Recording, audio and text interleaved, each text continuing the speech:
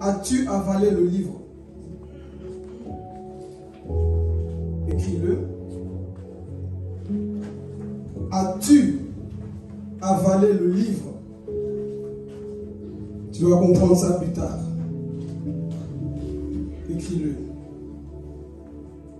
As-tu avalé le livre? Tu vas comprendre ce message. Amen. Et pour cela, on va prendre le livre d'Apocalypse, un livre qui est trop facile à trouver dans la Bible. Si tu cherches la jeunesse, tu dois te convertir.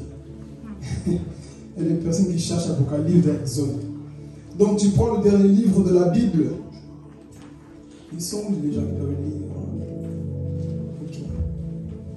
On va prendre chapitre 10. Suivez attentivement, soyez attentifs au message. Parce que des fois, on est tellement ailleurs qu'on loupe une partie, un peu, on ne comprend pas ce qui est prêché. Mais si tu es concentré ce matin, tu sortiras avec un plus. Amen. Donc, soyez attentifs à partir du verset 8 jusqu'au 11. Et la parole de Jésus. Amen. Et la voix que j'avais entendue du ciel me parla de nouveau et dit: Va, prends le petit livre ouvert dans la main de l'ange qui se tient debout sur la mer et sur la terre. Et j'allai vers l'ange en lui disant de me donner le petit livre. Et il me dit: prends-le et avale-le. Il sera amer à tes entrailles, mais dans ta bouche il sera doux comme du miel. Il sera comment? Doux comme du miel. Relis le verset, j'aime ça. Et il me dit: prends-le et avale-le. Il sera amer à tes entrailles, mais dans ta bouche il sera doux comme du miel. Je pris le petit livre de la main de l'ange et je l'avalai. Il fut dans ma bouche doux comme du miel, mais quand je l'eus avalé, mes entrailles furent remplies d'amertume. Furent remplies de quoi? D'amertume. Ok, continue. Puis on me dit: il faut que tu prophétises de nouveau sur beaucoup de peuples, de nations, de langues et de rois. Amen. Amen. Clamons la parole de Dieu.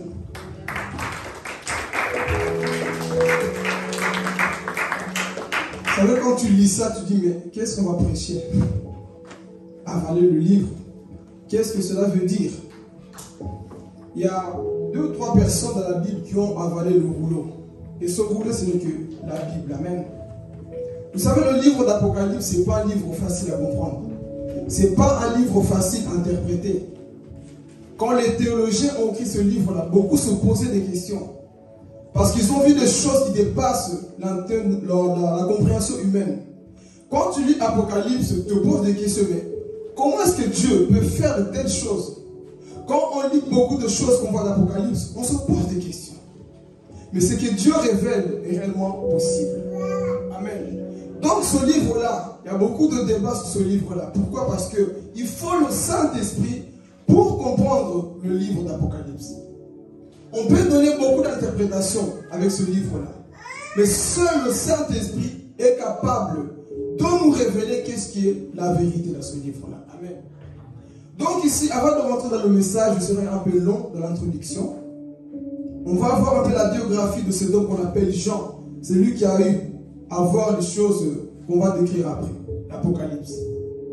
Mais vous savez que dans la Bible, il n'y a que 2 personnes dans le Nouveau Testament, je précise, mais dans le Nouveau Testament, il n'y a que 2 personnes qui ont été quoi? Enlevées pour aller voir quoi?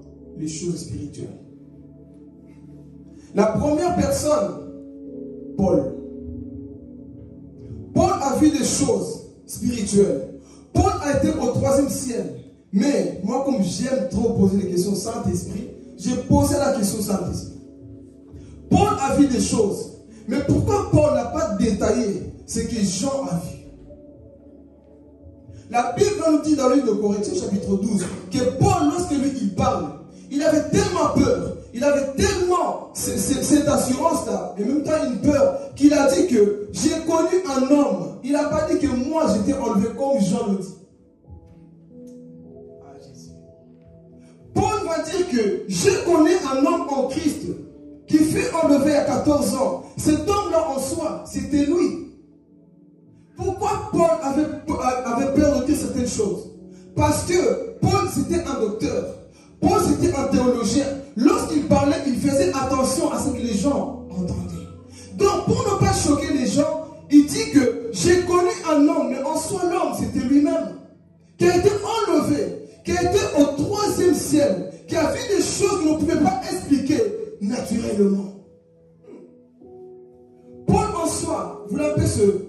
élevé. En même temps, c'est l'humilité parce qu'il ne voulait pas trop se glorifier.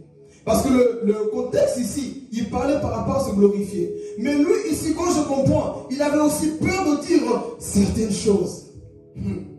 Lorsque toi, tu as peur de dire certaines choses, Dieu va choisir quelqu'un d'autre. Dieu a dit, Paul, reste là, je vais chercher Jean. Et c'est là où nous allons commencer à rentrer dans le message. Jean était le dernier apôtre. Pierre, on avait coupé la tête, on avait crucifié la tête en bas. Jean, on l'avait décapité. Tous les apôtres étaient morts. Il restait qui? Domitien, l'empereur, là, dans cette époque, il a dit, il faut qu'on arrête Jean. Pourquoi? Parce que le message de l'évangile dérange. Alors ils vont faire quoi? Ils vont arrêter Jean. Jean, c'était cet homme-là qui aimait Jésus. Mais quoi? On va l'arrêter pour le message de l'évangile. On va le persécuter. Et les historiens disent que on avait pris Jean, ils avaient mis une grosse marmite remplie d'huile. On lui a dit, si tu continues de prêcher, on va te mettre dans l'huile. Ils ont dit, renonce à la foi chrétienne, abandonne le Jésus que tu sers. Jean a dit, lui ne m'a pas abandonné lorsqu'il portait la croix. Moi aussi, je ne veux pas l'abandonner. Donc, jetez-moi dans l'huile, ce n'est pas grave. On dit dans l'histoire que Jean était tellement pressé de rentrer dans la marmite de l'huile qu'il a dit aux gens, si j'étais encore jeune, j'allais courir pour aller plonger dans la marmite. Mais comme je suis encore vieux, il avait 90 ans. Comme je suis encore vieux, prenez vos soldats, allez me mettre dans l'huile. Ils ont pris Jean. Ils mettent dans la marmite d'huile. Jean entre dedans. Il n'a rien dit sous le coup. Les gens pensaient qu'il était mort. Mais le surnaturel. Jean était dans cette marmite. Il était là en train de glorifier Dieu. Et l'histoire dit que Jean, il a dit, le feu qui est à moi est plus puissant que cette huile-là. Le feu, c'est comme Shadrach, Meshach et Abednego de la fournaise. Le feu ne peut rien faire à celui qui est dans la volonté de Dieu. Jean était dans la volonté de Dieu. On n'a pas persécuté parce qu'il volait. Non, Jean était où? Dans la volonté de Dieu. Alors on l'arrête, on le met dans ça. On voit qu'il ne meurt pas. Alors Domitien dit non, il faut arrêter cet homme-là. On va le jeter où? Dans l'île de Patmos. Une prison. Comme on peut dire prison break, pire avant que prison break. On mettait tous les bandits, les méchants, les voleurs, les tueurs, on les jetait tous par là. Jean, à cause de l'évangile, on le jette où? À l'île de Patmos. Domitien a dit, je te ferme la bouche maintenant. Je te ferme toutes les portes de la terre. Tu ne vas plus prêcher. C'est fini pour toi. Allez, reste là-bas. Jean reste en prison. Mais Jean avait une promesse. C'était une promesse. Est-ce qu'on suit dans l'introduction? Jean avait une promesse. Dis-moi où? Matthieu chapitre 21, Jean chapitre 21, au verset 20. Souvenez-vous, lorsque Pierre, Jésus est venu les voir, ils étaient à la mer. Jésus explique la mort de Pierre. Lui, il va mourir comme ça. Quand il sera ceci, on va l'attacher la tête en bas. Et Pierre dit, mais Jean, lui, qu'en arrivera-t-il? Qu'est-ce qui va l'arriver? Qu'est-ce que lui va l'arriver? Comment est-ce qu'il va mourir? Jésus dit, hein, qu'est-ce que cela t'emporte qu'il vive ou qu'il meure? Jusqu'à ce que je revienne. Donc en soi, Jésus avait dit à Jean, tu ne mourras pas maintenant si je ne suis pas encore revenu. Et d'autres pensent que c'est l'enlèvement. Mais ce n'était pas l'enlèvement. Jésus est en train de dire à Jean, Jean, reste fidèle parce que je vais revenir te montrer des choses que beaucoup ne connaissent pas encore. Et Pierre était là, lui, qu'est-ce qui va l'arriver? Jésus lui a dit, moi, je veux revenir chercher mon serviteur.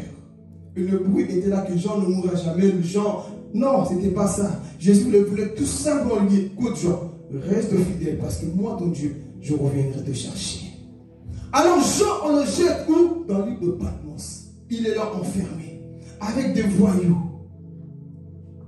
Pas pour le mal, mais à cause de l'évangile. À cause de la prédication de l'évangile, on te persécute. Alors toutes les portes étaient quoi? Fermées. On ne va plus t'inviter à prêcher. Ton ministère est fini. Tu restes enfermé ici. Mais je dis une chose, quand les portes de la terre sont fermées, les portes du ciel peuvent s'ouvrir. Les portes de la terre s'ouvrent lorsque tu toques. Tac, tac, s'ouvre lorsque tu plies les genoux. Quelqu'un n'a pas compris la profondeur. Lorsque tu vas toquer, le travail, il t'ouvre parce que tu toques avec tes mains. Mais pour que le ciel s'ouvre, mets-toi à genoux, parle à papa et la porte va s'ouvrir. Et c'est ça qui s'est passé. Jean n'a pas toqué avec ses mains, mais il a toqué avec ses genoux. Papa, je suis en prison, pas parce que j'ai volé, mais pour l'évangile. Je suis en train de parler de toi. Et ici, on est en train de me persécuter. Papa, ouvre le ciel. Et Jean était dans l'île de Patmos enfermé et qui vient en prison. La prophétie de Jésus va s'accomplir. Au jour du Seigneur, c'est un dimanche. Jean voit quoi? Une vision. Jean va avoir quoi? Une vision. En prison, je vais parler. Le chrétien, même en prison, tu es plus libre que les personnes qui t'enferment. Alléluia. C'est ça la beauté avec Dieu. Quel que soit l'endroit là où on te met, si tu es fidèle à Dieu, tu ne vas pas mourir à cette prison. Parce que Dieu a une promesse pour toi, Église. Jésus a une promesse pour toi. Ils ont mis Joseph en prison. Potiphar pensait qu'il allait tuer la femme de Joseph. Non, il avait la promesse. Ils ont mis Pierre, Paul en prison. Ils sont sortis. C'est pour dire que quelles que soient les prisons qu'on vous jette, si vous avez la promesse de Dieu, Dieu vous sortira dans l'art. Alléluia. Jérémie, on le jette dans une citerne. Il avait encore le message à donner. Dieu le sort de là. C'est ça qui est bon avec Dieu. Donc pendant tout ce temps, il est là. Et la Bible dit quoi? Pendant qu'il était en prison, je ne sais pas s'il louait, s'il adorait, mais Jésus entre en prison par son esprit. Jean, suis-moi. Il quitte son corps et les choses sérieuses vont commencer. Jean voit des choses bizarres. Il commence à constater des choses qu'on n'a pas encore vues. Le livre se finissait avec Jude. Mais Jésus dit, c'est toi qui vas compléter le 66e livre, Apocalypse. Là, les gens pensent que c'est fini. Dieu a encore une mission pour toi. Tu vas écrire des choses que je vais te montrer. Suis-moi, Jean. Et Jean suivait Apocalypse chapitre 1. Verset 9. Moi, Jean, j'étais quoi? Enlevé au jour du Seigneur. Et Jean commence à entendre la voix de quelqu'un. C'était le Saint-Esprit. Ce que tu vois, écris-le dans un livre. Dieu partage le livre d'Apocalypse en 3 parties. Et il montre à Jean. Et Jean commence à suivre. Lui qui était amoureux de Jésus, il va voir Jésus, mais pas le même Jésus qu'il a connu sur la terre. Le Jésus que nous verrons au ciel, c'est un Jésus glorifié. Le Jésus que nous verrons à l'église, c'est un Jésus glorifié. Alléluia. Donc Jean va commencer à décrire. Je vis un homme en blanc. Il portait une longue robe blanche. Je ne savais pas que c'était son meilleur ami. Jésus. Je ne savais pas que c'était Jésus-Christ au début. Il dit, je vis un homme en blanc. Il avait en lui une ceinture en or. Lorsque j'ai vu ses cheveux, c'était blanc comme de la laine. Ses pieds sont ardents comme de l'airain ardent. Quand je vois ses yeux, sont comme des flammes de feu. Dans sa bouche, une épaisseur. Sa voix est comme le bruit des eaux. Dans sa main, il tient les 7 étoiles qui sont les 7 églises d'Asie. Le mystère des églises. Quand je voyais cet homme, je me posais la question. Mais la Bible dit, lorsque Jésus s'est tourné vers Jean, Jean a vu que c'était Jésus-Christ. Et la Bible dit quoi? Jean est tombé. Je vais parler, je sens la présence de Dieu. Ça, c'est les choses que moi, je vais entendre. Les choses d'en haut. Donc, Jean, il a vu tous les aspects. Jésus était de dos avec des longs cheveux, en train de marcher. Mais lorsqu'il s'est tourné, Jean a vu une lumière, comme le soleil à son zénith. Et Jean est tombé comme mort. Et qui vient vers lui? Jésus de Nazareth. Et il dit, Jean, je suis l'alpha et l'oméga. J'étais mort, me voici ressuscité pour le siècle des siècles. Je tiens les clés de ces jours de mort. Et les clés de David sont entre mes mains. Donc en soi, Jean, j'ai vaincu la mort. Jean a vu son meilleur ami. La promesse est réalisée. Jean, maintenant tu m'as vu. J'avais dit que j'allais revenir pour te montrer des choses. Et Jésus ne ment jamais. Pour dire à quelqu'un, Dieu ne ment jamais.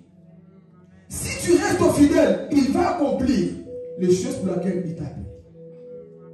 Donc Jean voit quoi? Jésus glorifié. Et ensuite Jésus lui dit, viens, suis-moi. Maintenant, quitte encore et monte à notre niveau. Et c'est là où il commence à détailler des choses. Il voit beaucoup de choses pour arriver à ce message. Jean maintenant il voit où? Apocalypse chapitre 10. Il voit quoi? Un ange puissant qui descendait du ciel. Cet ange-là avait quoi? Un livre dans sa main. Il a mis son pied dans la mer et sur la terre, c'est un grand ange. Cet ange était puissant et Jean le regardait.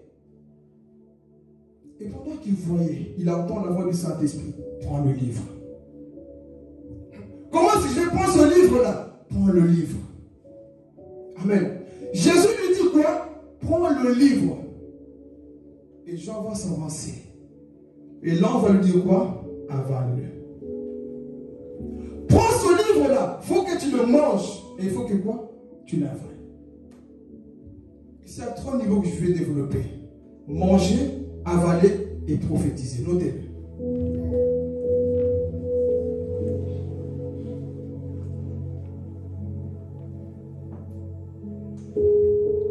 Manger, avaler, prophétiser. Alléluia. Donc ici, Jean voit cet ange-là qui lui dit quoi? Prends le livre. Mange-le. Dans un premier temps, lorsque tu vas le manger, il sera quoi? Doux dans ta bouche comme du miel. Ça, c'est l'évangile. Dans un premier temps, tu viens à Christ. L'évangile, pardon, est doux. L'évangile, c'est secret. Dieu ne juge pas. Dieu est bon, c'est Dieu peut te pardonner quand tu veux. Viens à l'église avec ton péché, c'est bon. L'évangile au début, c'est ça. Il n'y a pas des épreuves de la vie chrétienne au début. Dieu te défend partout, c'est ça, c'est l'évangile qu'on aime au début. Oh Seigneur, on ne me persécute pas. Tout va bien, je suis en train de manger, c'est doux. Seigneur, l'évangile c'est beau. Hein? Demandez, on vous donnera. Matthieu 7,7, c'est sucré, c'est mielleux. Matthieu 7,7, demandez, on vous donne. Seigneur, l'évangile c'est beau. Hein? On me bénit, les portes s'ouvrent. C'est l'évangile qu'on aime aujourd'hui. L'évangile qui est mielleux, c'est ça que Jean a vu dans un premier temps. Mange le livre. Jean est en train de manger le livre. Et c'était quoi au début? C'était doux, c'était mielleux. Le message que Jean aime. On ne faut plus condamner. Il ne faut pas parler de l'enfer. C'est faut pas parler du péché. C'est mielleux. Mais à un moment donné, Dieu va te dire il faut avaler. Est-ce que je veux parler à quelqu'un? Au début, tu vas manger. Il y a 2 appels dans la Bible. 2 appels. Le premier appel, tu viens à l'église avec ta copine. Deuxième appel, il faut abandonner ta copine et te mettre en homme. Les amens peuvent diminuer, mais je vais parler. Premier appel, tu viens, tu me fais. Deuxième appel, arrête de boire. Deuxième appel, arrête de fumer. Arrête de fréquenter les païens. Il faut te convertir. Le temps est arrivé que l'église se convertisse. Nous sommes en train de manger chaque fois.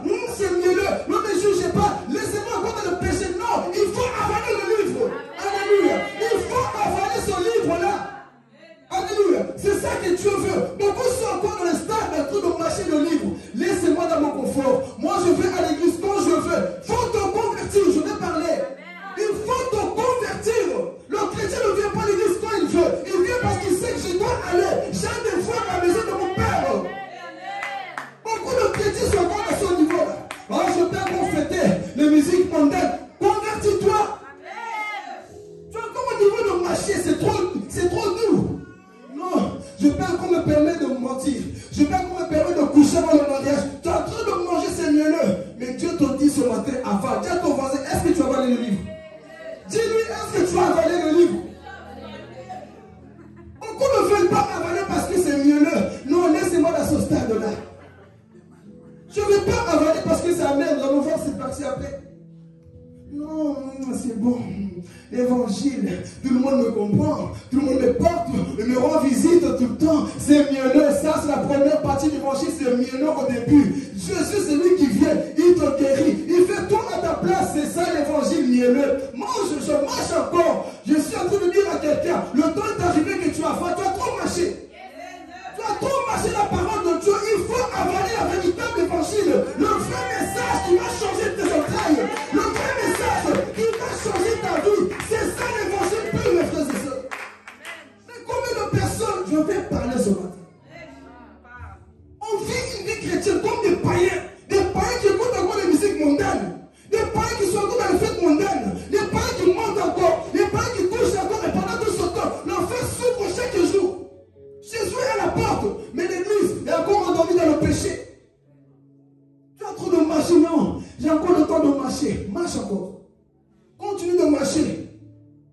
dois grandir. Tu as cru à un moment donné, et tu commences à reculer, tu ne viens plus. Tu n'adores plus le Seigneur. Tu ne veux plus lire la Bible. Tu ne veux plus jeûner. Tu ne veux plus prier. Tu ne veux plus rien faire. Tu es en train de marcher. Oui, mais Dieu m'aime. Hein? Ce n'est pas parce que je ne vais pas à l'église que je ne prie pas. Tu ne pries pas. Celui qui prie vient à l'église. Non, mais il faut arrêter vos histoires là-bas. L'église, quelle église? C'est lui qui a avalé le livre. C'est l'importance de l'église. C'est lui qui a avalé le livre. Qu'on ait l'importance du pourquoi il faut être là. Beaucoup nous désertons dans nos églises. Il faut ce qu'ils veulent. On fait ce qu'on veut. On va à l'église quand ça nous arrange. Quand j'ai mon temps, je vais parler. Un chrétien ne cherche pas le temps. Il crée le temps pour son Dieu. Non, mais j'ai pas le temps. J'ai trop de travail. Tu as trop de travail, mais tu n'as pas le temps pour Dieu. Tu es en train de mâcher le livre. Celui qui aime Dieu fait tout pour avoir le temps pour son Dieu. Voilà les musulmans. Vous pouvez les voir ici au magasin d'écoute. Retourne en 20 minutes. Mais toi, jamais retourne en 20 minutes. Toujours connecté. Tu n'as pas le temps pour l'église. Tu n'as pas le temps pour évangéliser. Tu n'as pas le temps pour prier. Tu n'as jamais le temps. Mais fais comme ces gens-là. On les critique, mais au moins, ils ont la crainte de leur Dieu. Mais les chrétiens, vous allez voir aujourd'hui. Pourquoi la moi, j'ai moi. Oh, j'ai dû parler. Tu as encore mes choses à moi. Tu veux me laisser encore. Tu es encore dans ce stade-là. J'en mange le livre. C'est mielleux. Comme du miel. C'est sucré. T'aimes le sucré. Mais à un moment donné, tu vas avaler. Moi, j'aime ça. J'aime m'habiller. C'est mon dernier jour. Après, c'est pas moi. Je peux m'habiller comme je veux. Un chrétien ne s'habille pas comme il veut. Un chrétien ne s'habille pas comme le monde. Je vais parler. Les photos qu'on voit sur Facebook, les choses qu'on voit, les sœurs en Christ, sœurs, réveillons-nous, frères, réveillons-nous. Nous sommes au temps de la fin, on dirait que l'église est endormie.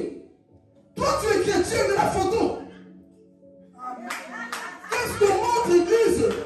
Le temps est arrivé que tu avales le livre. On parle de la sensualité. L'église est en train de pratiquer la sensualité. Tu es en train d'attirer les hommes, pourquoi? Dans ton cœur, tu sais que lorsque tu mets une photo, c'est pour attirer les hommes. Tu es encore en train de quoi? Marcher. Mais le temps est arrivé que tu avales. Oh, les païens même doutent de Dieu à cause de toi. Le nom de Dieu, Romains chapitre 8, chapitre 1. Le nom de Dieu est blasphème à cause de vous. Les gens ne veulent pas l'église à cause de nous. Parce qu'on montre une mauvaise image. On ne montre pas comme Christ. On ne montre pas Christ comme il se doit. On se conforme au siècle présent. Je fais comme tout le monde. Non, le chrétien n'est pas comme tout le monde. Tu es différente. Tu es différent dans cette génération. Mais toi, tu t'habilles comme eux. Tu montres le sein, tu montres les fesses, tu montres tout ton corps. Convertis-toi. Beaucoup de personnes sont à l'église ne sont pas convertis. Je vous donne la preuve. Lorsque Pierre marchait avec Jésus, Pierre était mort spirituellement. Il avait la révélation. Tu es le fils de Dieu. Beaucoup ont la révélation. Ils parlent, ils prêchent, mais ils sont morts spirituellement.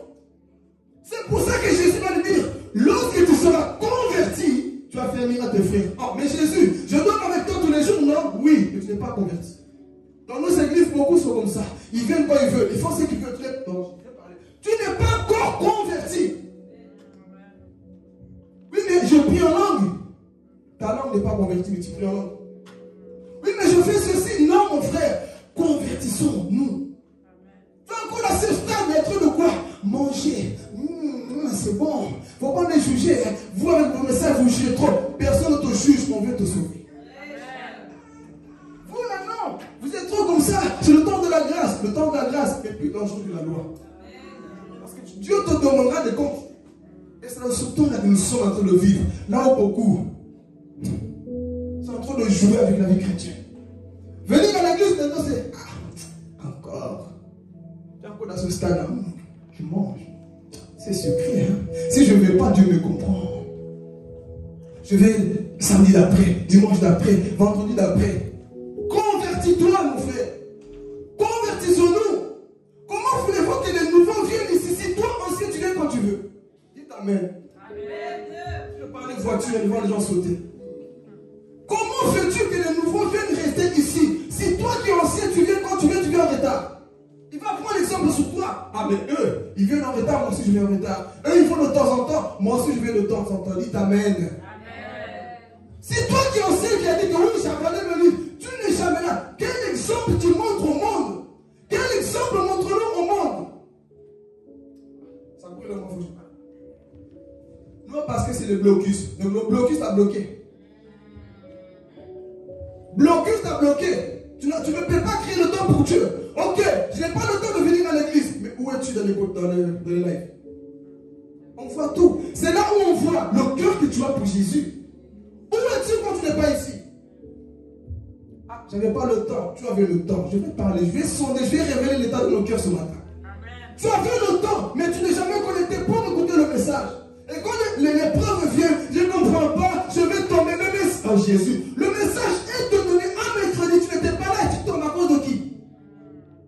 Dieu t'a donné la réponse mercredi, mais tu n'étais pas là. Je ne comprends pas cette vie, c'est compliqué. Non, Dieu est descendu te donner la nourriture qu'il fallait un mercredi, vendredi, mais toi, ah non, je vais comme je vais. Non, montre l'exemple. Amen.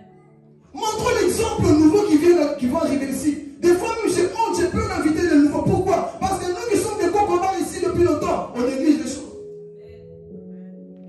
Nous qui sommes des anciens, soi-disant, si tu es nouveau, je te comprends. Il ne faut pas te dire le frère, il est méchant avec moi. Si tu es nouveau, je te comprends. Je parle aux concombrants qui disent que j'ai avalé le livre. Je parle aux concombrants, aux vieux de la foi, qui disent, j'ai connu Jésus. Je parle à ces personnes-là qui connaissent Jésus. Si tu connais Jésus, montre-le, mon frère, ma soeur. Si nous connaissons Jésus, montre-le. Mais nous voulons quoi? L'évangile facile. Hey, à l'église, il faut prêcher ce que moi je veux. Non, à l'église, on prêche ce que Dieu veut pour toi et moi. Pas les messages que le peuple veut. Et vous allez voir lorsque parler quand tu avales, le vrai message te fait mal. Toi, tu as encore resté à ce niveau-là. Non, moi, tout va bien, il ne faut pas me toucher, il faut que je reste comme ça. Moi, c'est comme je veux. Pendant que tu dis ça, la trompette peut sonner.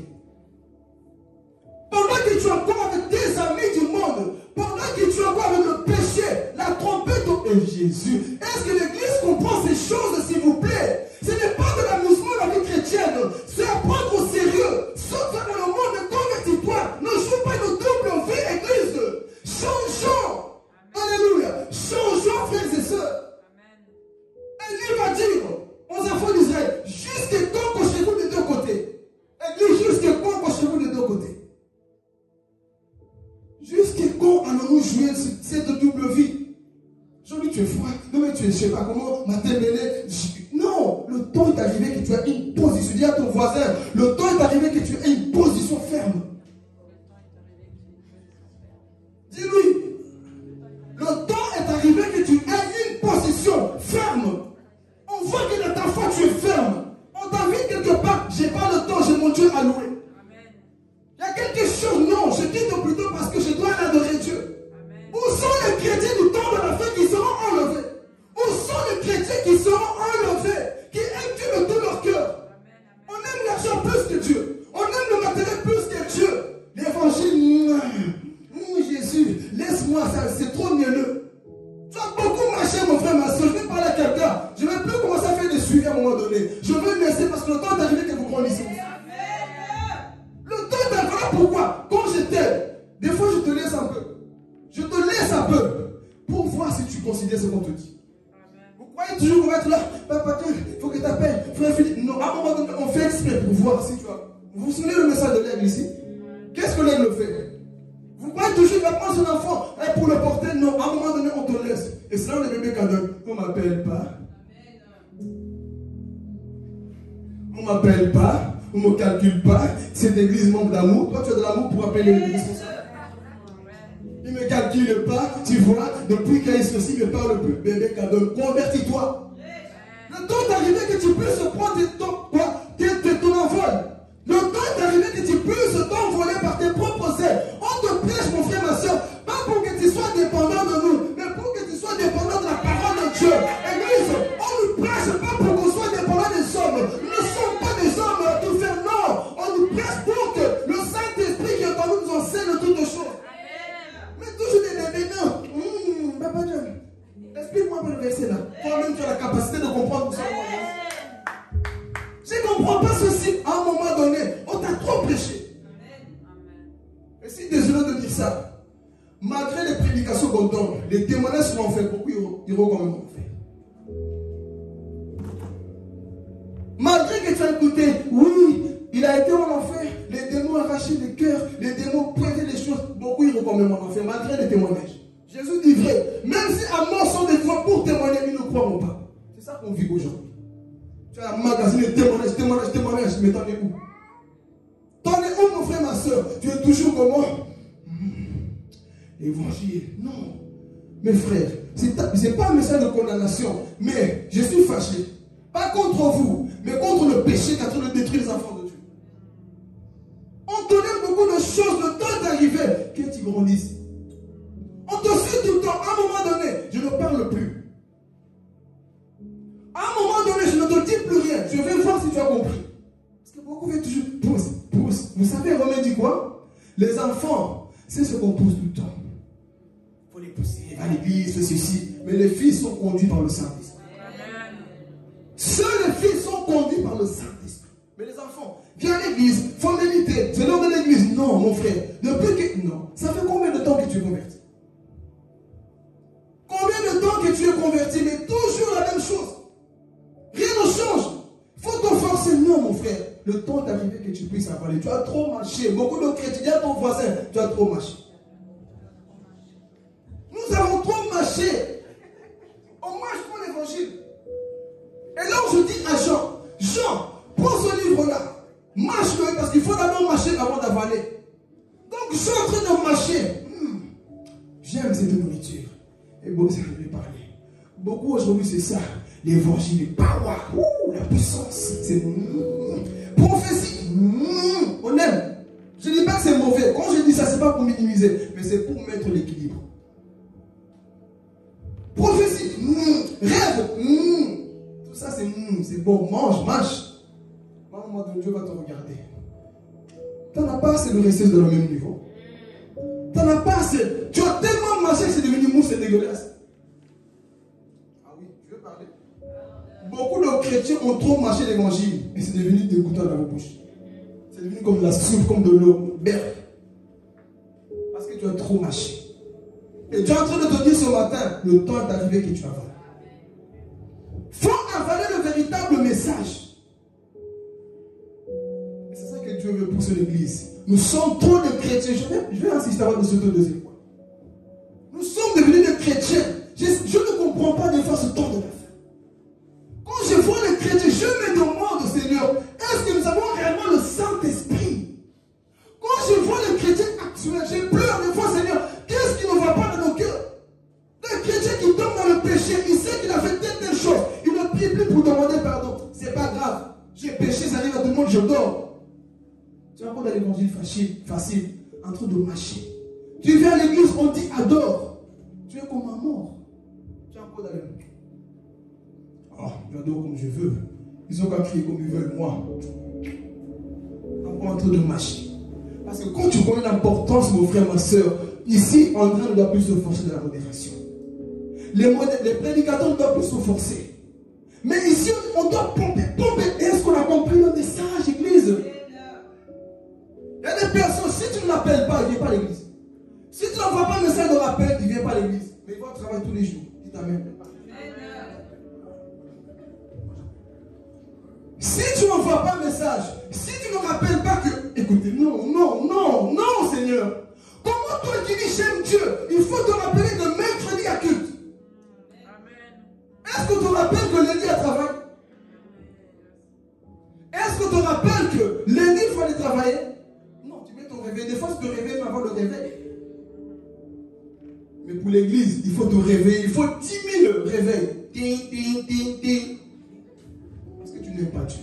Mais comme tu aimes Dieu, mon frère, ma soeur, tu fais tout. Et nous sommes arrivés dans cette génération. Quand je vois, waouh, Seigneur, ils sont tellement perdus. Ça, c'est une partie que je vais développer après. Ils sont tellement perdus qu'ils cherchent des prédicateurs à leur goût. Je ne dis pas qu'il ne faut pas écouter les autres. Mais je parle au bébé spirituel. Surtout quand tu connais le niveau d'une personne qui partage tout et n'importe comment. Tu dis, Seigneur, la personne est en train de se perdre. Comme j'avais dit à un enfant qui mange tout. Des fois à la maison, tu me dis, Seigneur, c'est pas. Hier, il mangeait le balai. J'étais un peu distrait. Il ne mangeait pas le balai. Beaucoup de chrétiens mangent aussi des balais. Des choses sales. Pourquoi? Parce que ça va. Non, mon frère. Fais attention. Le balai que tu es en train de manger là, à balai dans les crasses. Fais attention à ce que tu manges. Le prédicateur que tu vois là, a déjà mangé dans les crasses et toi, tu partages, tu écoutes, fais attention. Alléluia. Donc ici, on va avancer. Jean, il voit cet ange gros là. Et il lui donne quoi? Prends le livre. Mange mange-le. C'est mieux. Dis à ton voisin, c'est mieux. Hein? L'évangile est sucré au début. Hein? Je vais donner une révélation à quelqu'un. Ne dis pas, il a changé avec moi. Hein? Ils ont changé avec moi. Hein? On n'a pas changé. On veut te voir d'abord bondir. Pourquoi il ne m'appelle plus comme avant? Toi, tu crois qu'on va toujours être là? Derrière toi, il y a des nouveaux aussi qui viennent, ils ont besoin. Mais toi, tu veux que tout. Il n'y a que moi, Seigneur, il n'y a que moi. Il n'y a que moi, Jésus. Non, il n'y a pas que toi. À un moment donné, on te laisse pour voir si tu comprends ce qu'on te dit. Mais les personnes, tu vois, on ne m'appelle plus, hein, ils ne me calculent plus. Hein, tu vois, ils n'aiment pas ces gens-là. Ce n'est pas qu'on t'aime pas. Des fois, on fait exprès. Pour voir si tu es motivé. On ne peut qu'aider les personnes qui sont motivées. On ne peut qu'aider les personnes qui montrent la volonté, qui veulent avancer. Si tu ne montres pas, j'avais déjà parlé sur ça sur Facebook.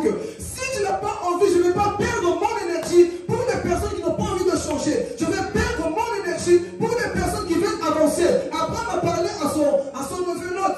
Lot, viens sur moi, change. Il n'a pas voulu. Est-ce qu'Abraham était pour là? Est-ce qu'Abraham était en train de suivre Lot? Non, il a changé. Jésus est venu vers les siens. Les siens ne l'ont pas écouté. Il a fait quoi? Ok, vous ne voulez pas de moi, je vais chez les païens. Alors beaucoup veulent à chaque fois. Non, on te laisse grandir. Le temps est arrivé que tu puisses avaler, que tu comprennes les choses.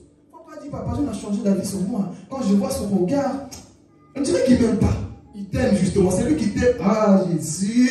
C'est lui qui t'aime. Veut voir ton évolution. Si on ne vous aimait pas, on allait vous rendre dépendant de nous tout le temps. Tout le temps dépendant de nous. Mais quand nous voulons que vous puissiez grandir, à un moment donné, ne t'appelle pas. Il y a des choses, des fois, c'est pas que je ne calcule pas. Je vais bailler exprès pour voir. Je vais bailler exprès pour voir ton attitude. Parce que les gens aujourd'hui, tu ne réponds pas selon sa sauce. Tu vois. Mais c'est lui qui m'a toujours fait comme il disait. Ne te lâcherai pas. Je ne te lâcherai pas, je veux qu'on te suivre, Élie. Et si beaucoup ne comprennent pas, pourquoi? Parce que mes amis et moi, on sont encore bien. Non, quand tu connais l'importance, tu n'as plus le temps de rester avec les amis mondains. Je n'ai pas entendu d'amen. Je préfère qu'on dise amen pour ces choses-là. Dis Dieu va te lever, Dieu est puissant. À un moment donné, le temps est arrivé de dire à tes amis du monde, oui, mais Jésus marche avec les prostituées. Oui, ils ont changé.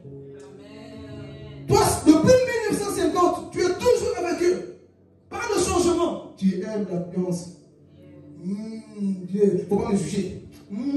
J'aime trop rester avec eux. Il ne faut pas m'embêter. Moi, j'aime trop leur présence. Le temps est arrivé que tu sors de là.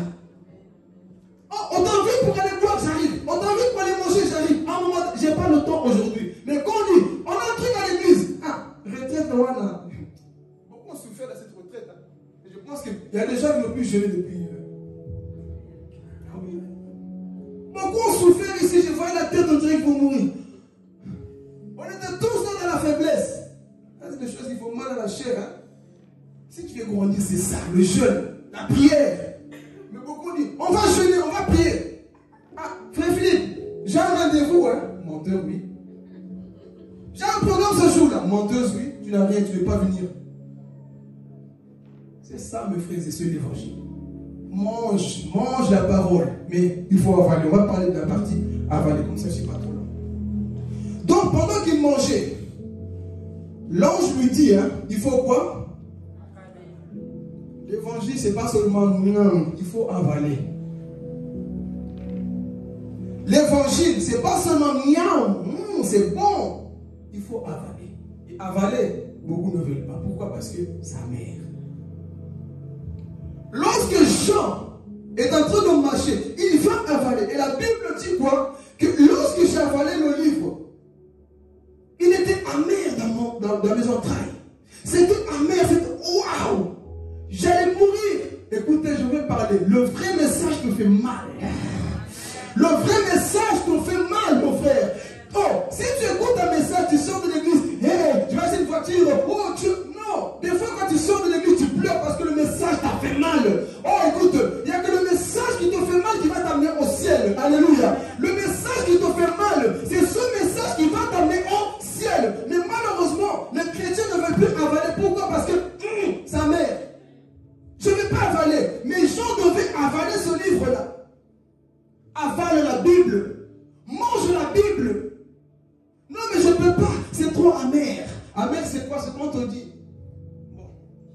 copinage. Ah, Seigneur, fini le copinage. Moi, j'étais à fond. Arrête de coucher avant le mariage. Hey, ça m'aide. Dites amen, l'église. Vous allez m'aimer? Est-ce que vous allez m'aimer? Il faut m'aimer. C'est ça qu'il faut avaler. On m'a dit d'avaler la Bible. Arrête de coucher avant le mariage. Moi j'étais en courant de jupon, arrêtez ça. Coucher à moi. Moi, dans le monde, je couche comme je veux. Moi, arrêtez de quoi? Non. Ok, Seigneur, on va s'arranger. Tout en cassé, je bois la moitié. On se comprend? Non. Avale. Dis à ton voisin, avale. Tu es un voleur, mon frère Philippe. On te dit, arrête de voler. Si je ne vole pas, comment est-ce que j'aurai l'argent? Parce que je suis bien vu dans le monde parce que je vole. Et Dieu te dit, arrête de voler. Amen. Seigneur, moi, arrêtez de faire ceci. Arrête d'être orgueilleuse. Moi, arrêtez. Avale. Avale la Bible. C'est facile de marcher, d'être un moment, mais à un moment donné, il est temps d'avaler. Je avale le livre. Quand j'ai avalé, mise en train comme si j'allais mourir. Et la même chose que Ézéchiel a eu. Ézéchiel chapitre 3. Il a eu la même chose. Il a avalé le rouleau. C'était amer. Et Dieu veut dire à quelqu'un ce matin, il faut avaler. Parce que si tu n'avales pas, ta vie chrétienne ne sera pas puissante. Tout ministère puissant naît dans les douleurs. Si tu refuses la douleur, tu auras un ministère quoi? Matémélé. Tu auras une vie chrétienne quoi? Matémélé. Pourquoi? Parce que tu refuses d'avaler. Oh non, ton père, sa mère. Soyez soumis à vos responsables à l'église. Ça non pour moi. Pourquoi c'est moi soumettre? Sa mère. Donc t'a-t-il? C'est le chose de l'Ancien Testament. Sa mère. Ah, je vais parler. Dans ton offrande. Moi, c'est tu as vu ma situation? C'est Dieu qui te demande. Dieu te met à l'épreuve. Donne. Mais toi non. Je n'ai pas le temps. Il y a des chrétiens qui viennent à l'église. Ils ont comme Dieu l'argent. Il y a des chrétiens qui prient. Mais leur Dieu c'est quoi? Bon, au mal et l'argent. Donne un peu. Seigneur, non. C'est trop amer. Je ne pourrais pas donner. Arrête de fréquenter telle chose. Je ne peux pas, c'est trop amer. Lorsque j'ai avalé ce livre, c'était quoi amer? Arrête cette ambiance là, tu te trouves sors de là, mon frère, ma soeur. Oh, Dieu te dit, il faut avaler le livre. Mais toi, tu dis non, je ne peux pas avaler. Dieu est en train de dire à quelqu'un, le temps est arrivé que tu puisses avaler le livre. Sinon, ta vie n'a pas de poids dans le monde spirituel. On peut y avoir le poids lorsqu'on avale le livre. Mais si tu n'avales pas, ta vie spirituelle n'a pas de poids dans le domaine spirituel. Voilà pourquoi j'en dis beaucoup. Lorsque les épreuves viennent, ils tombent. Pourquoi? Parce que vous refusez d'avaler le livre. Arrête de telles choses. C'est trop amer. Je ne peux pas créer le temps pour ton Dieu. Jeûne aujourd'hui. Moi, jeûner. On m'a dit de prendre des médicaments. Sois sage, quoi, il faut. Mais quand tu sais que tu peux jeûner, jeûne. Sinon, tu auras une vie faible, mon frère, ma soeur. Arrête d'embrasser, je vais insister sur ça. Arrête d'embrasser avant le mariage. C'est écrit où? Arrête d'embrasser avant le mariage. Il n'y a pas de verset biblique qui le dit, donc on peut embrasser.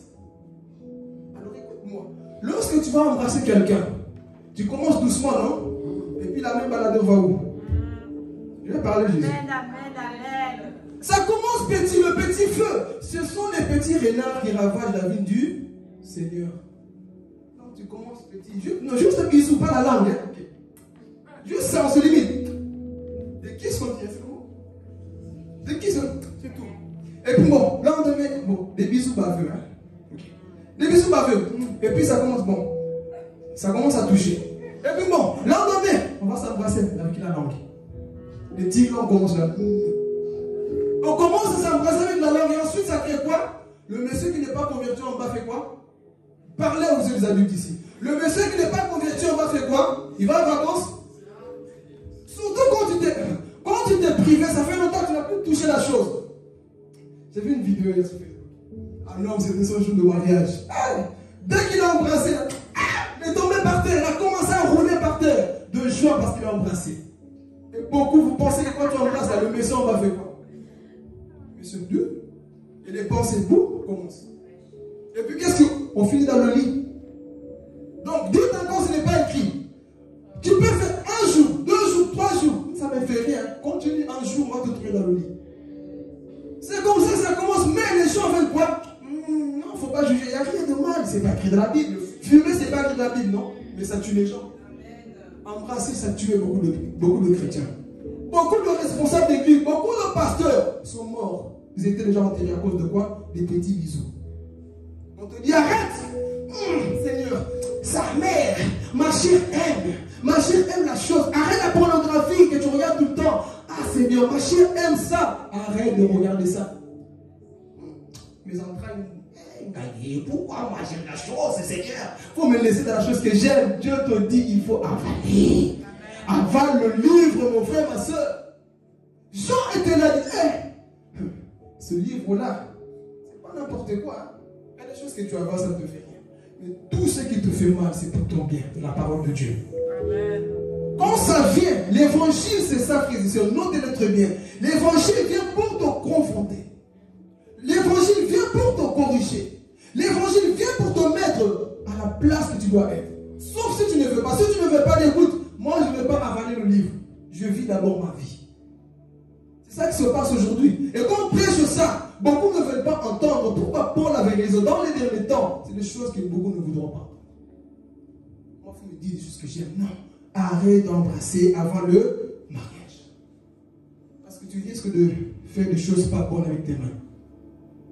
Donc, même si ce n'est pas écrit, Dieu te dit quoi? Fais attention. Et ce livre-là, mes frères, nous rend amers. Imaginez-vous la tête de Jean. Quand il est en train de manger, c'était comment? Quand quelque chose a mis le visage est comment?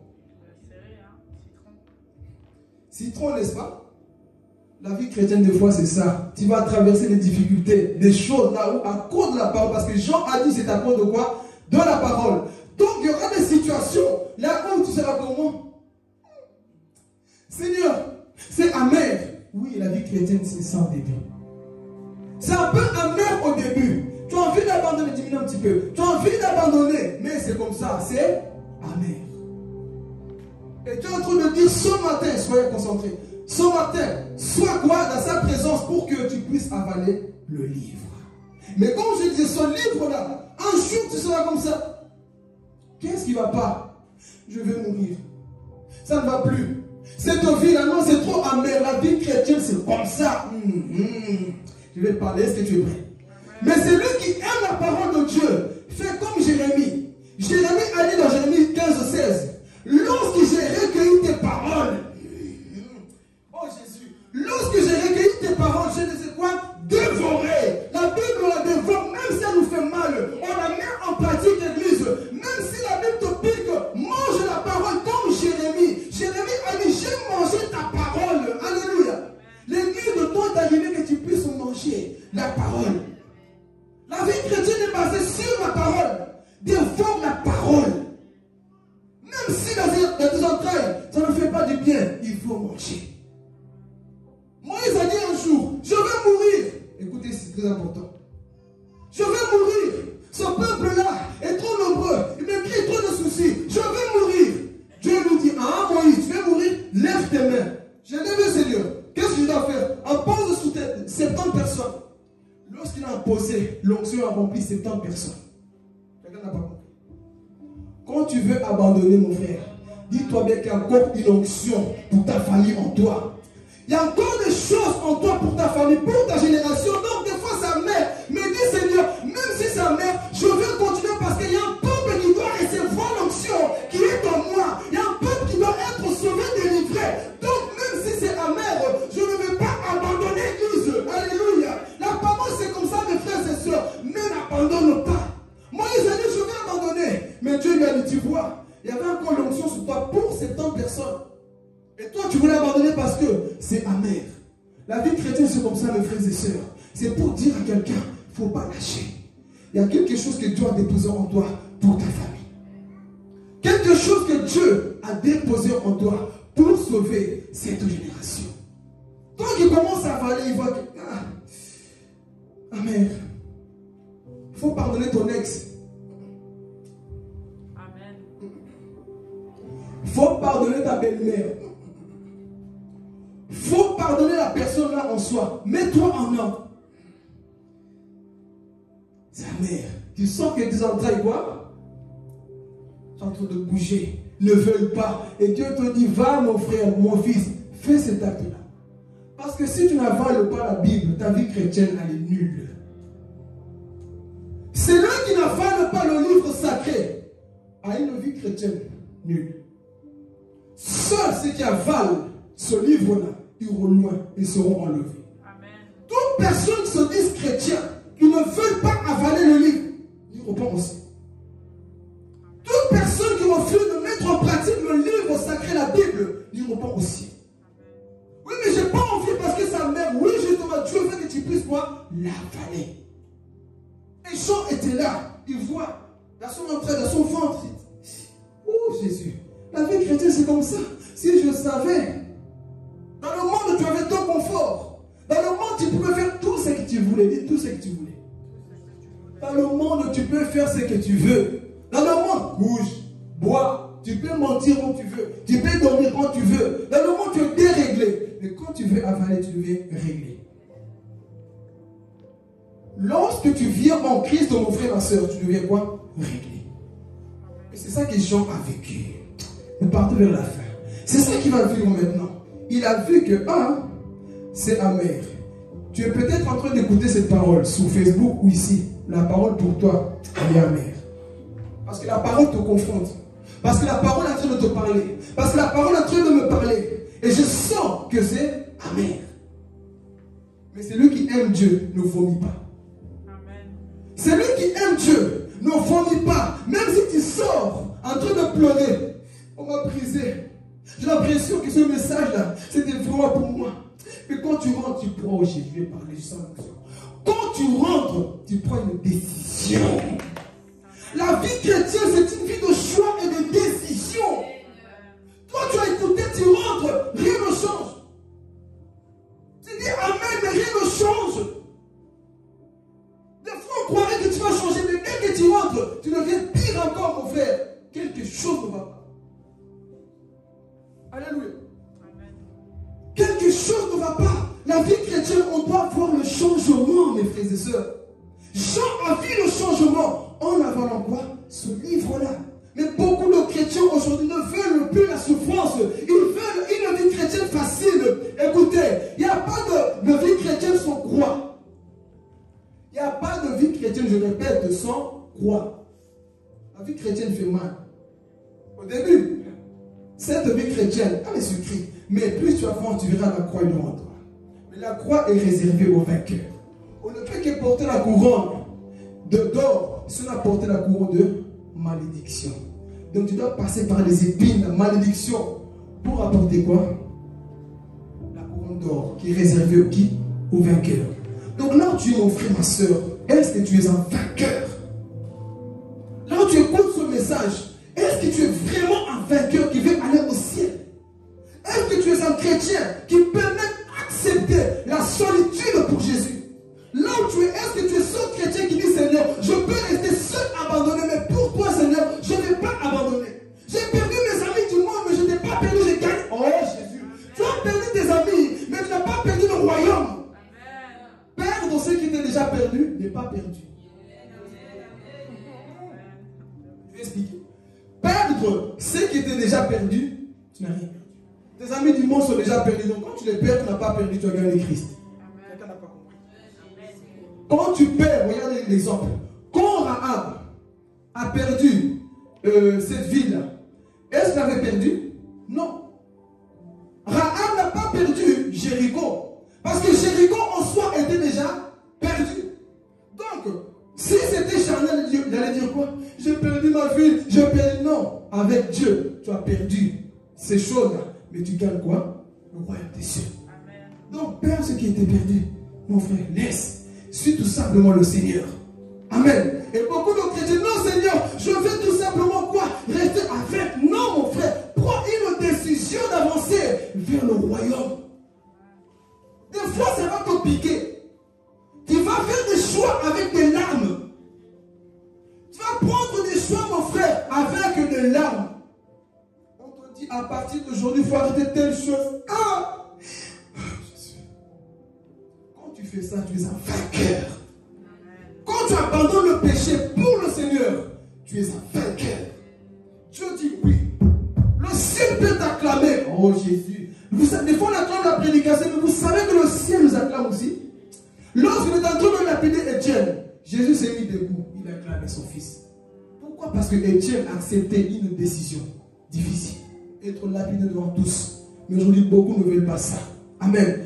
Donc la parole que tu écoutes des fois, c'est... Parce que Satan nous a tellement habitués avec l'évangile facile. Quand tu écoutes ça, tu dis, hey, qu'est-ce qu'on me prêche encore ici? C'est la nourriture pour ton âme. C'est ça que Dieu veut que tu ailles. Pour que tu ailles à un ministère puissant. Que tu ailles quelque chose de puissant. Parce que cette génération d'aujourd'hui est une génération faible. Désolé de le dire, mais c'est la vérité. Cette génération, c'est une génération de faiblards. Une génération tellement faible. Pourquoi? Parce qu'on ne veut pas naître dans la douleur.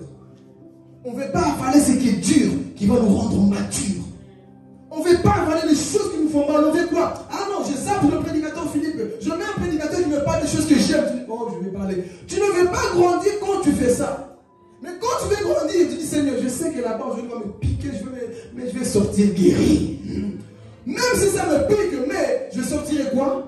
Guéri. Mais beaucoup ne veulent pas ça. Parlez-moi, parle-moi, miracle. Non, écoutez, je vais parler. La Bible dit que les miracles suivront qui? Tu as cru donc le miracle de suite? Où est le problème? Mais toi, tu veux les prédications, un miracle, comment faire tes miracles? Non, ça c'est l'évangile, mais quand on dit comment changer la chair, ça, moi je vais pas. Quand on te dit que non, il faut arrêter telle chose, quand on voit déjà le titre, sanctification, un tel message, pardon. Mais si on voit comment être ceci, là tout le monde va. L'Église a besoin d'écouter ça. Comme j'avais dit, prêcher sur les miracles de Jésus, c'est facile. Prêcher sur tous les signes que Jésus a fait, c'est facile. Mais prêcher ce que Jésus a dit de faire, beaucoup ne veulent pas l'entendre. Et ce matin, je vais dire à quelqu'un, le temps est arrivé que tu sois différente. C'est quoi un peu ton voisin? C'est quoi le changeons un peu l'église. Tu as peur de lui? C'est quoi ton voisin, ta voisine? Dis-lui, il faut qu'on soit différente. Il faut qu'on soit différent. On veut sortir cette différence dans nos églises parce que cette génération, c'est une génération de faibles. Un petit péché, tu tombes. Un petit problème, tu meurs. Non, le temps est arrivé que tu dises non, je veux résister. Parce que le poids qui est en moi, le vent ne peut pas. Oh Jésus, le vent ne peut pas faire tomber. Le poids qui est en moi, la parole de Dieu qui est en toi, l'ennemi ne peut pas la faire tomber. Si tu as la parole, l'église, si tu as la parole, le malin ne peut rien faire. Josué 1:8. Médite quoi? Ceux qui connaissent la parole. Jérémie 1:8, dis quoi? Que ce livre de la loi ne s'éloigne pas quoi? Mais toi, ce n'est pas. C'est les embrassades qui s'approchent de ta bouche. Non. Que ce livre de la loi là ne s'éloigne pas de ta bouche. Mais toi, c'est les critiques qui ne s'éloignent pas de ta bouche. Toujours critiquer. Comme j'avais dit un jour à critiquer, tu seras mort. Tu es mort en train de critiquer. Mais la Bible dit que ce livre de la loi ne s'éloigne pas de ta bouche. Psaume 119, verset 97. Combien j'aime ta loi. Combien j'aime ta loi. Allez l'objet de ma méditation. Lorsqu'on m'invite pour aller à la plage, à la playa, moi je suis en train de prier.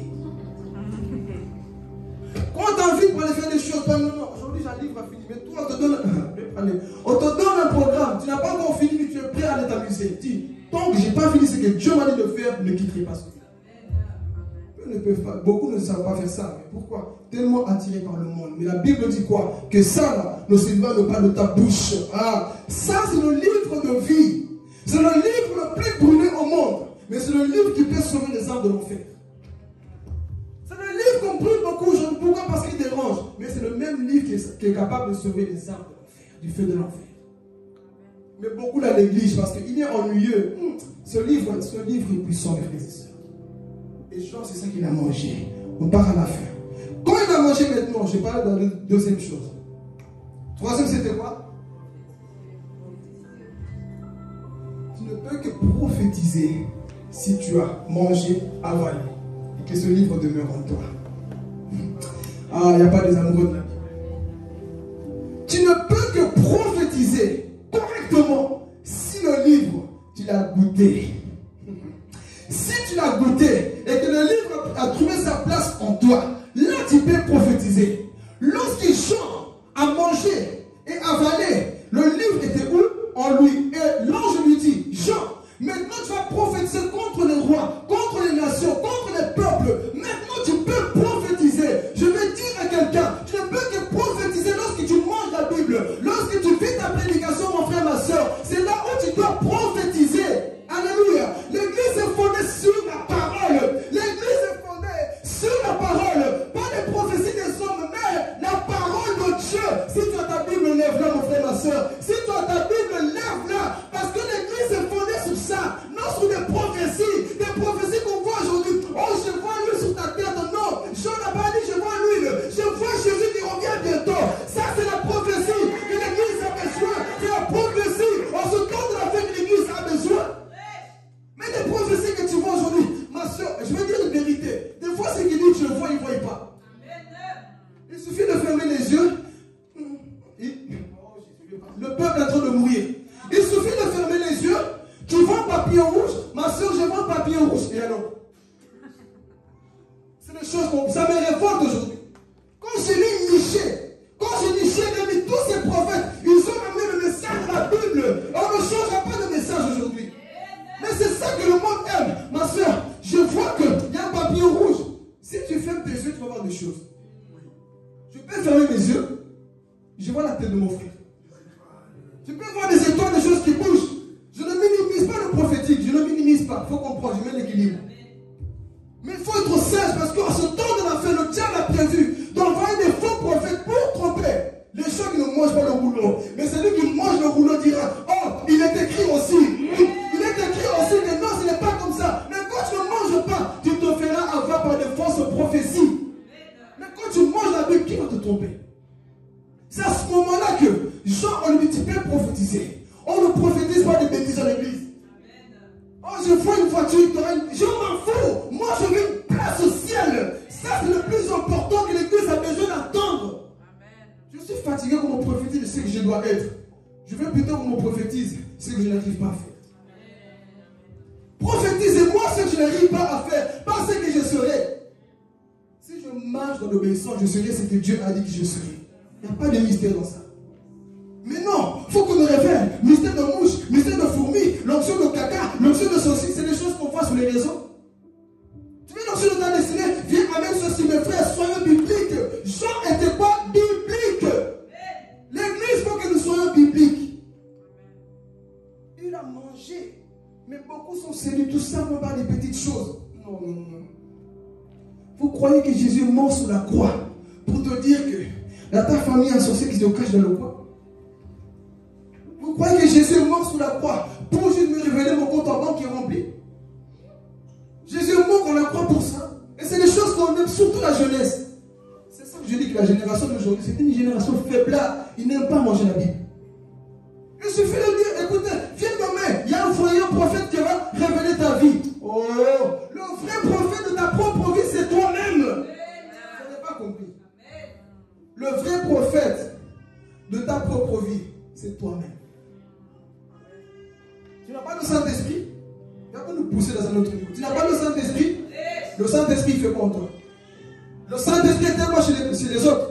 Ça, c'était dans l'ancienne alliance. Dans l'ancienne alliance, Dieu se manifestait que par les sacrificateurs, les rois et les prophètes. Mais dans la nouvelle alliance, nous sommes tous des sacrificateurs et des prophètes. Donc, en soi, le Saint-Esprit peut te parler pendant que tu es chez toi. Le Saint-Esprit peut te révéler des choses. Sauf si tu n'écoutes pas, Dieu suscite ta bouche pour te parler. Alléluia. C'est des choses qu'on vit aujourd'hui. On veut courir partout. Qu'est-ce qu'on a dit sur moi? Parce que l'homme aime savoir ce qu'on dira sur lui. Mais c'est que Dieu veut d'abord que tu saches. Je sens la présence de Dieu. C'est ici. Amen. Ce livre que beaucoup négligent, tout est écrit. Mange-le. Et tu vas prophétiser au roi. Tu vas parler avec assurance, Andrea. Tu vas chanter avec joie. Quand tu manges la Bible, le péché ne peut plus t'envelopper facilement. N'arrête. Quand tu manges ce rouleau-là, efficace dans ce monde. Église, on ne connaît pas l'importance, la puissance de ce livre-là. C'est la bouche de Dieu, ce livre. C'est la bouche de Dieu que nous avons entre nos mains. Mais on ne veut pas la mettre en pratique. Quand j'ai commencé dans ma vie chrétienne, on disait que lorsque la Bible elle est ouverte, c'est la bouche de Dieu qui est ouverte. Mais en grandissant, j'ai compris que la Bible soit ouverte par la bouche de Dieu parle toujours. Parce qu'il est tellement puissant, c'est pour ça qu'on le brûle. Pourquoi vous le brûlez? Il dérange. Pourquoi vous brûlez la Bible? Il dérange. Donc quand tu mets ces paroles, mon frère, ma soeur, que tu le manges comme Jean, tu verras quoi? Le résultat. Tu vas parler avec efficacité. Quand tu manges le rouleau, tu n'as plus l'esprit de timidité. Ah non, moi je suis timide en public. Je n'ai pas la timidité parce que Dieu ne m'a pas donné un esprit de timidité. Mais il m'a donné un esprit de force, d'ardesse, de courage. Donc je vais parler. Si le livre est en toi, mon frère, tu n'auras plus l'esprit de peur. Pourquoi? Parce que Christ en toi est plus fort que celui qui est dehors. Donc si la parole demeure en toi, tu peux marcher à minuit en remerciement. Parce que tu sais qu'il habite en toi. Mais nous sommes tellement dans une génération faiblard. Passer à minuit en remerciement au cimetière, moi, tu es malade. Tu es fou, moi, passer là-bas. Mais quand tu connais Dieu, quand tu vas manger ce livre-là, mon frère, tu vas partout là où Dieu t'envoie. Il n'y a plus l'esprit de peur. Mais les chrétiens d'aujourd'hui, tous peur de quelque chose. Pourquoi? Parce que le livre ne s'assoit pas en toi. Le livre n'a pas encore trouvé totalement quoi? Sa place en toi. Et Jean, il voyait, il a dit, ah, Jésus, tu m'as amené dans un autre niveau. Pendant que Domitien pensait me fermer la bouche, toi tu me dis, il faut que tu prophétises à nouveau. Pendant que le monde croyait que tu étais perdu dans ce péché, on ne pouvait plus rien faire pour toi, apparaît le Galiléen, l'homme de Nazareth, qui te dira, si tu manges, si tu avales, tu verras que tu vas encore de nouveau quoi? Prophétiser. Si tu manges réellement ce livre, mon frère, ma soeur, le résultat, tu le verras. Jean a vécu toutes ces choses et voit ce livre-là qu'il devait manger. Et lorsqu'il a mangé, la prophétie. Quand on parle de prophétie, ce n'est pas seulement si dit l'Éternel. Dieu m'a dit, prêchez. Parce que beaucoup pensent que la prophétie, c'est ma soeur, Dieu me dit, Dieu. Déjà, la vraie prophétie, tu n'es pas obligé de faire. Tu peux prophétiser comme Jésus, tu prophétises. Mais Dieu te dit ceci. Tu peux prophétiser comme ça. Prophétie, c'est pas seulement ramacheke, oh je vais attendre que Dieu me dise. Non, tu peux être là, tu regardes Andrea, tu prophétises. Et c'est ça que Dieu veut pour son église. Que tu arrives à ce niveau, que tu puisses prophétiser pour ton frère et ta soeur. Tu dis, Miguel, Dieu me dit ceci pour toi. En tel, Dieu me dit ceci pour toi. Que tu sois capable de prophétiser sur la vie des autres, mais à une condition. Ceux qui mangent la parole auront la capacité de quoi? De prophétiser. Donc ici je comprends une chose. On ne peut pas prophétiser sans la parole. Ceux qui construisent une église, je parle à la fin, ceux qui construisent une église, ce n'est pas des prophéties. Bien que c'est important, ce n'est pas des dons, bien que c'est important, mais ceux qui soutiennent une église, la parole. La parole que beaucoup disent que c'est ennuyeux, je ne comprends pas. C'est cette seule parole qui peut quoi? Construire l'église. L'église n'est pas fondée sur les dons. L'église n'est pas fondée sur des prophéties. L'église est fondée où? Sur la parole. Et l'église, c'est pour dire à quelqu'un, tant que tu négliges la Bible, tu n'auras jamais une vie de puissance. Parce que toi tu cours qu'on part t'imposer les mains. Non. En position des mains ne te donne pas l'appel de ton ministère. On va juste te dire ce que tu seras. Mais même si on te dit ce que tu seras, tu ne vas jamais le devenir si tu ne manges pas la Bible. Est-ce que tu as bien compris? Tant que tu ne manges pas ce livre-là, tant que tu ne le médites pas, tu ne sauras jamais ce que Dieu a dit que tu sauras. Donc Jean ici a avalé. Et la vie qu'il a ses entrailles est en train de bouger. Et ça a quoi? Amené le résultat. Il a prophétisé. Maintenant, nous, on veut aussi voir quoi? Le résultat. Je peux parler? On a écouté, n'est-ce pas? Maintenant, on veut aussi voir que nous sommes vraiment des personnes qui ont mangé le livre. Comment? Mercredi. Si tu travailles et comprends Là, on n'entend plus d'amen. Hein? Amen. Là, j'entends plus d'amen. C'est ça la parole, frères et sœurs. Nous, on veut voir le résultat. Parce que beaucoup ont déserté parce que blocus t'a bloqué. Mais débloque-le par la présence de Dieu. Tu peux ne pas étudier comme il faut, mais si tu as mis Dieu en première place, peut te faire réussir. Vous négligez Dieu. Non, mais si je ne fais pas ceci, Dieu ne... Non, écoute, tu peux étudier, mais avoir aussi le temps avec Dieu. Tu as le temps pour Netflix, mais tu n'as pas le temps pour l'église. Tu n'as pas encore avalé le livre. Donc, toute excuse qu'on donne, des fois, n'est pas valable devant Dieu. Dieu te dit, bon, tu as m'adoué par pardon et frère Philippe, mais moi là, j'ai noté dans le livre de souvenirs. Au jour du jugement, je vais te rappeler qu'un jour, tu as négligé ma présence. C'est des choses qu'on bafoue aujourd'hui. Maintenant, nous, on veut voir des personnes qui ont vraiment avalé. Comment seras-tu que tu as avalé le livre? Des choses que tu avais du mal à lâcher. Quand tu vas rentrer, tu vas les mettre en pratique. Amen. Tu avais du mal à venir les semaines à l'église parce que tu sentais la flemme, comme on dit dans le langage des jeunes. Ah, aujourd'hui c'est la flemme, j'ai pas envie. Ah, aujourd'hui encore. Non, écoute. Quand tu connais l'importance, dis je me lève, Seigneur, j'y vais. Et c'est là où on verra qu'ils sont prêts. Les personnes qu'on peut établir aussi des responsables. Ne fais pas pour forcer, mais fais-le par amour parce que tu as compris. Ne fais jamais quelque chose quand tu ne comprends pas. Parce qu'après tu vas dire, moi c'est le frère Philippe qui m'a forcé, c'est pour ça que je fais. Et quand Satan t'envoie des épreuves, tu abandonnes. Fais les choses parce que tu les as compris.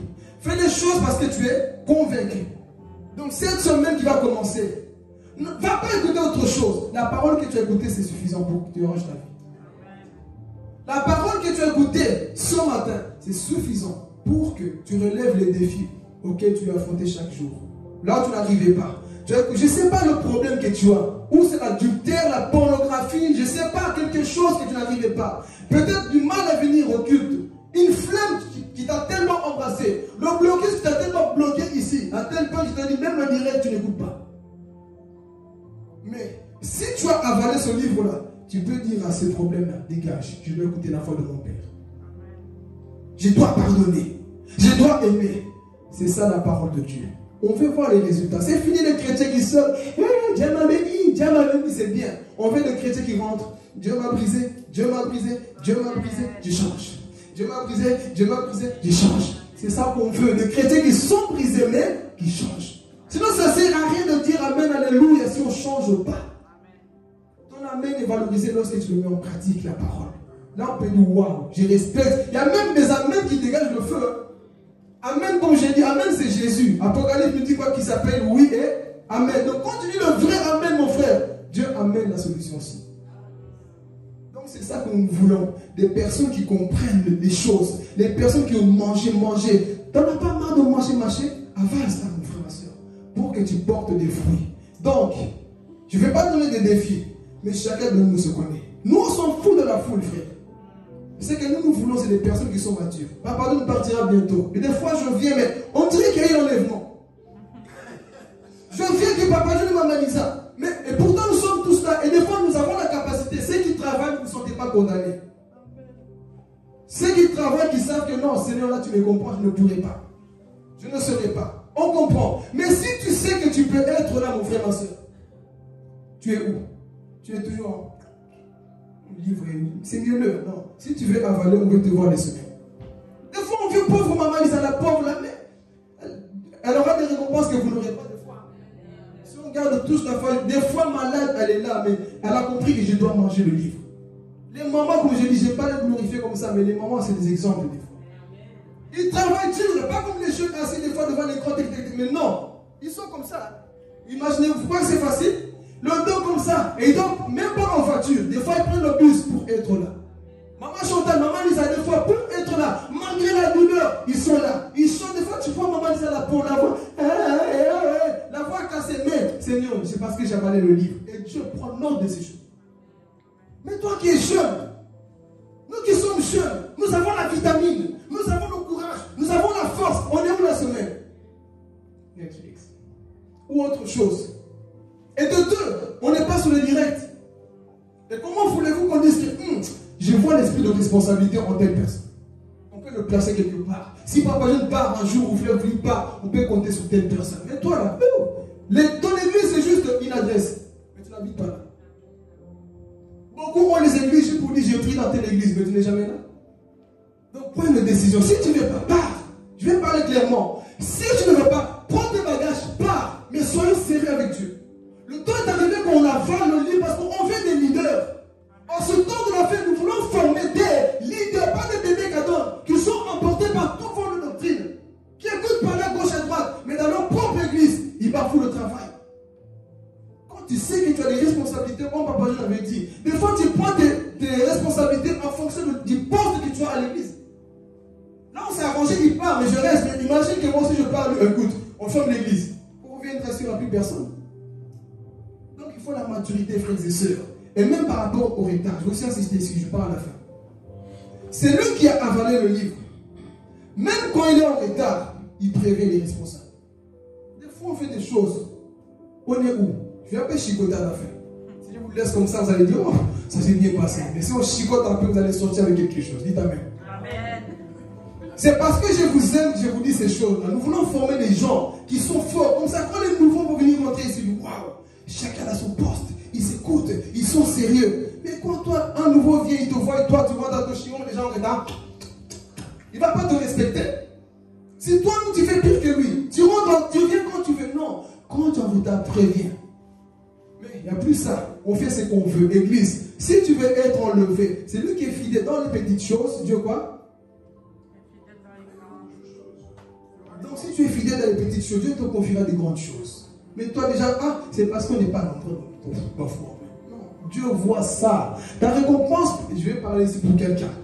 Ta récompense peut être la même que Smith Wigglesworth. C'est lui qui a ressuscité, 23 morts. Ta récompense peut être plus grande même que Pasteur Marcelo. Ta récompense peut être plus grande que tous les hommes que tu as entendus des fois. Toi, tu vas dire non parce qu'ils ont une grande chose. Dans cette grande chose, des fois, il n'a pas fait le peu qu'il n'a pas pu. Mais toi, dans le peu de ton église, tu as mis en pratique et tu arrives au ciel à grand château. C'est là pourquoi? Parce que toi, tu prenais le temps de balayer l'église. Tu prenais le temps d'enlever l'eau qui était là. Tu prenais le temps d'aller à l'heure pour ouvrir la porte, pour que ma maison soit toujours ouverte. Mais toi, tu bafoues quand tu veux et tu crois que Dieu ne note pas ça? Vous croyez que Dieu ne note pas ça, frères et sœurs? Il le note. Donc, si tu as entendu ce message, mon frère, ma soeur, prends une décision. Les semaines, nous sommes là. Il n'y a pas d'enlèvement encore. Il ne faut pas nous faire croire ça. Des fois, j'ai dit, non, il n'y a pas d'enlèvement. Nous sommes tous là. Quand tu sais, viens, amène, allume ce feu-là. Rester à la maison, ce n'est pas la même chose. Hein. Des fois, oui, je peux comprendre, tu peux rester, mais des fois, il faut être sur place. Quand tu peux, je ne force personne. Mais si tu aimes, si tu as avalé le livre, il y a des choses que tu feras sans pour te force. Amen. Que Dieu vous bénisse.